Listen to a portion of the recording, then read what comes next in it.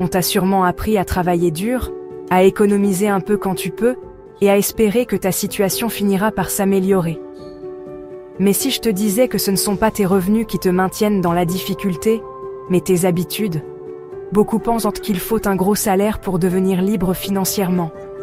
En réalité, c'est ta manière de penser, de dépenser et de décider au quotidien qui fait toute la différence.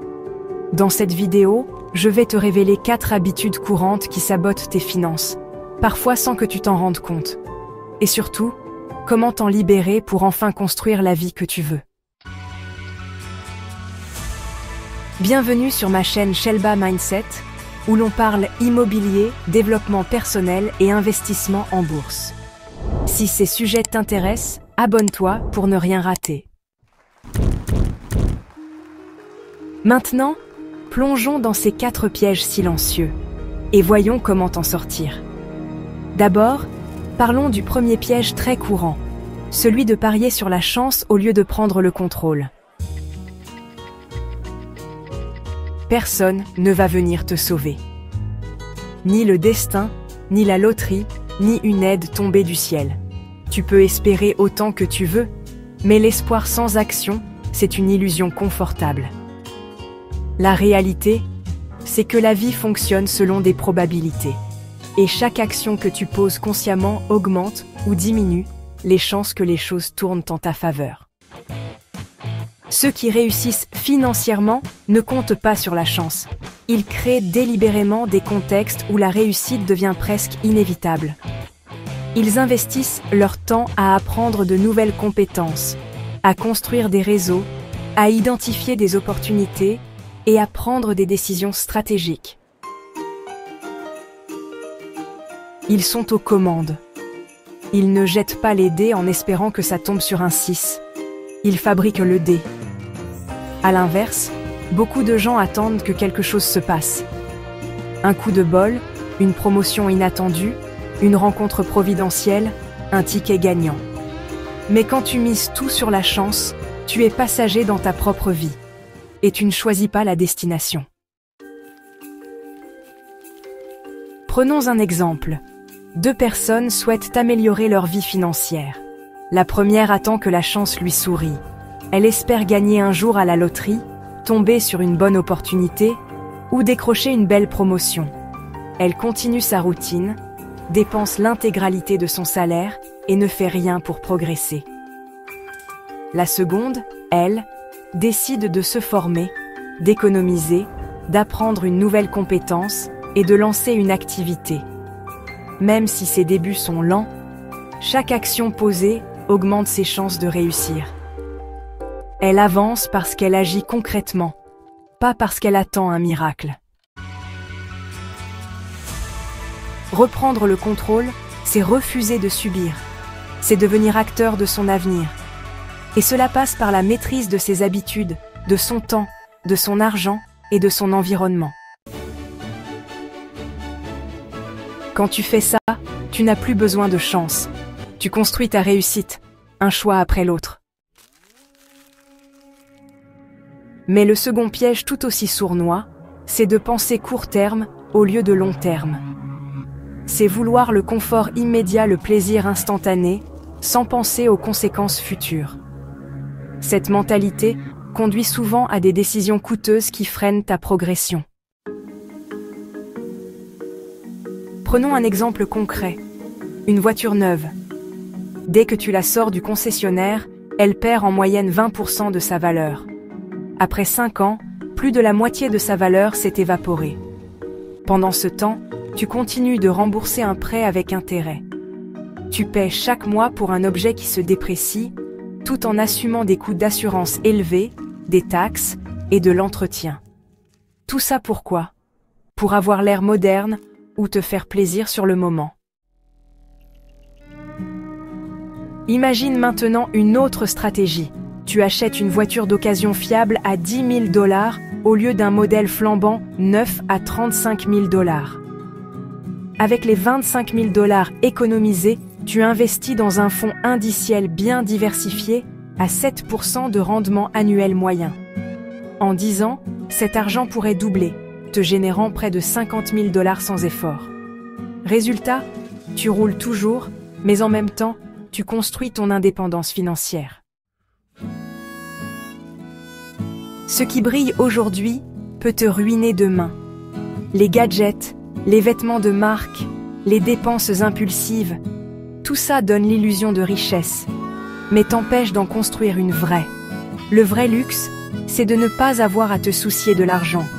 C'est de pouvoir choisir ta vie, pas de la subir. Et cette liberté ne vient pas des achats impulsifs. Elle vient de décisions conscientes, répétées et parfois même invisibles aux yeux des autres. Les plaisirs immédiats ont souvent un coût caché. Mais les sacrifices intelligents d'aujourd'hui se transforment en liberté demain. Un autre piège puissant qui ruine les finances et la paix intérieure, c'est de vivre pour impressionner les autres. C'est faire des choix non pas pour toi, mais pour l'image que tu veux renvoyer. Beaucoup sacrifient leur avenir juste pour avoir l'air cool ou réussi aujourd'hui. Ils s'endettent pour acheter des vêtements hors de prix, louer des voitures de luxe, partir en vacances, qu'ils ne peuvent pas vraiment se permettre tout ça pour poster des photos sur les réseaux sociaux et recevoir des likes. Mais ces likes ne paient pas les factures. Et souvent, les gens qu'ils essayent d'impressionner, ils ne les apprécient même pas vraiment. Un exemple très courant, quelqu'un qui gagne 3 500 $ par mois, mais loue une voiture à 800 $, habite dans un appartement de luxe qu'il peine à payer et sort chaque week-end dans des restos branchés. À première vue, il a l'air de réussir. En réalité, il vit sur le fil du rasoir. Aucune épargne, aucune marge de manœuvre, aucune liberté. À l'inverse, ceux qui s'en sortent adoptent une logique inverse. Ils ne cherchent pas à paraître riches, ils cherchent à le devenir. Ils investissent dans des actifs, business, immobilier, bourse, développement personnel. Ils réduisent leur train de vie au minimum nécessaire pour pouvoir épargner, investir, créer des sources de revenus. Ils comprennent qu'une chose simple, l'argent qu'ils ne dépensent pas aujourd'hui, c'est leur liberté de demain. Ils ne travaillent pas seulement pour gagner de l'argent. Ils font en sorte que l'argent travaille pour eux.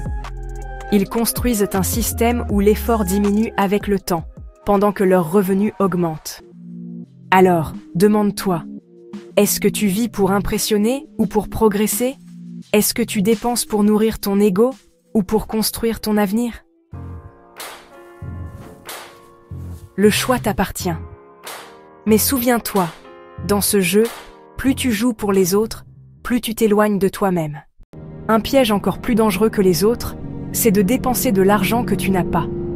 Utiliser le crédit pour acheter des choses inutiles, c'est littéralement creuser sa propre tombe financière. Chaque fois que tu empruntes pour satisfaire un plaisir immédiat, tu vends une partie de ton futur.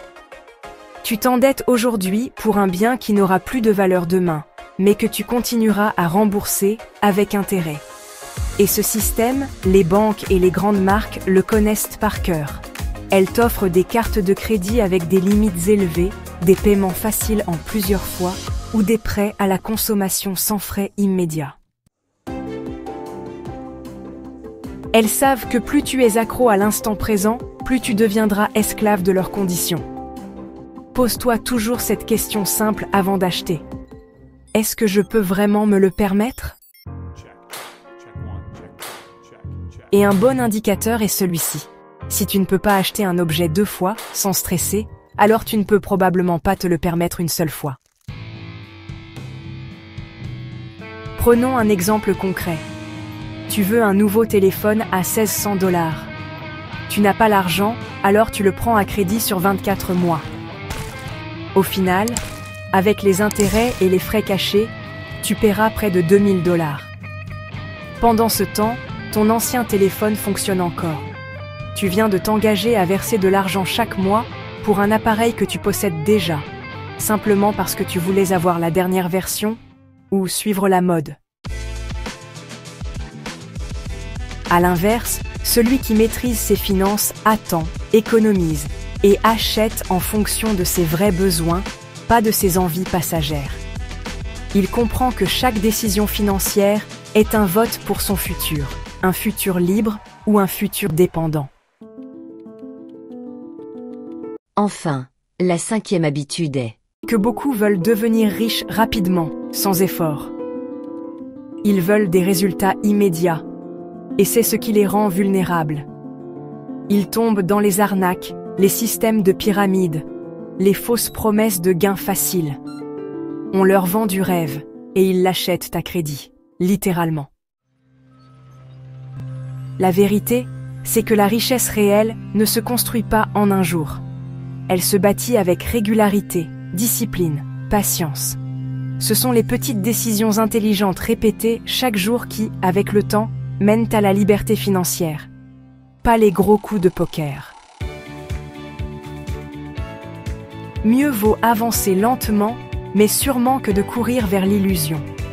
Parce qu'au bout du compte, ceux qui veulent aller trop vite finissent souvent là où ils ne voulaient pas être, dans le stress, les dettes et la désillusion. Apprends à dire non aujourd'hui pour pouvoir dire oui à tout demain. Ce que tous ces pièges ont en commun, c'est une chose, des habitudes mentales limitantes. Ce ne sont pas les riches qui ont de la discipline, c'est la discipline qui les rend riches.